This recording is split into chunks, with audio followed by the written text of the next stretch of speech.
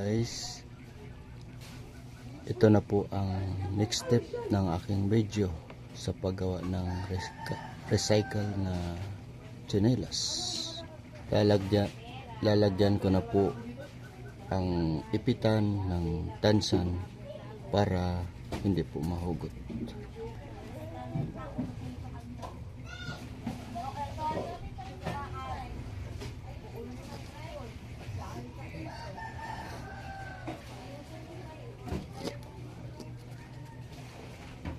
Ayan po.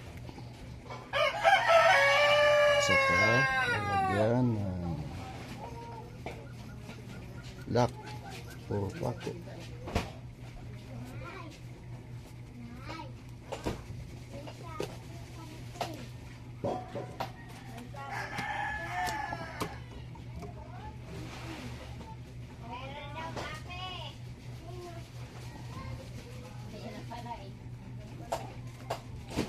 Ayan po.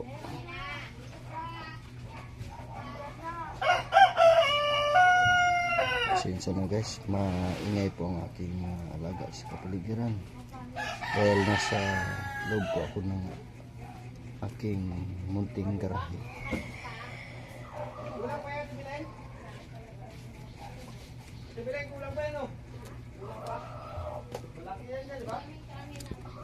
Ayan po guys, yan ang paglalak para hindi mahugot.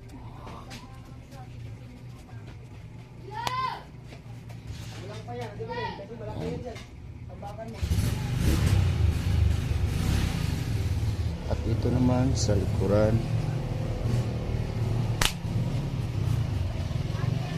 Ayan po.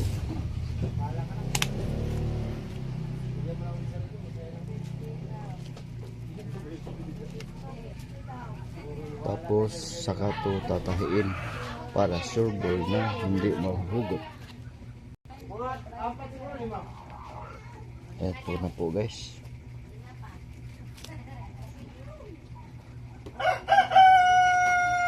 Para sure ball na hindi po nahugot.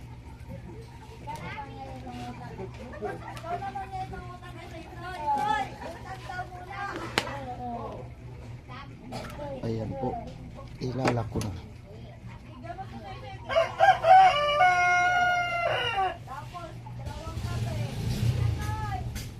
Tiriri.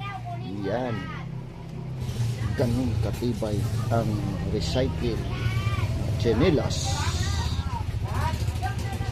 Wala pang suelas kasi ang magiging suelas po nito ay gulong ng motor o Honda Click